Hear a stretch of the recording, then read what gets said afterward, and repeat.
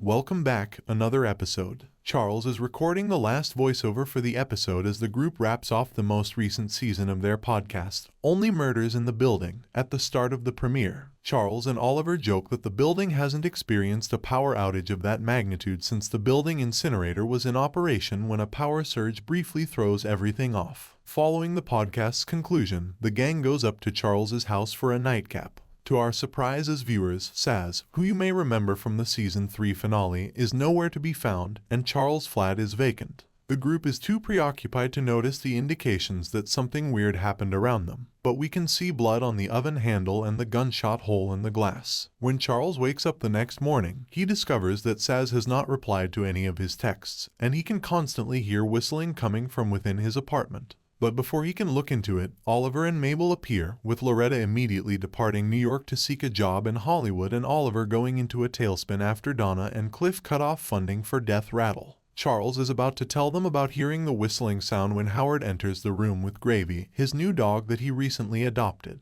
He is unaware of her previous employment as a work dog. He hastily leaves after making a presentation to Mabel about a podcast about working dogs, as Gravy starts barking erratically as though something is wrong. A woman from Paramount Pictures has contacted Charles and Mabel to express interest in converting their podcast into a movie, as we learn when Oliver loses his mind over his Broadway musical being shut down after only a few performances. At first, Charles is unsure as he shares with the group his worries about not being able to get in touch with Saz and his belief that the whistling he keeps hearing is the universe alerting him to a problem because it appears that Saz was a whistler. Bev informs the group that if the film is released before Christmas, it may be a box office hit. Oliver, Charles, and Mabel had assumed that this would only be a preparatory meeting to talk about the movie, but it appears the studio has already been working hard on it. They even have a cast lined up, and the filming is scheduled to start in a few short weeks. Mabel excuses herself when Charles employs some odd negotiation techniques, and the guys rush outside to see how she's doing.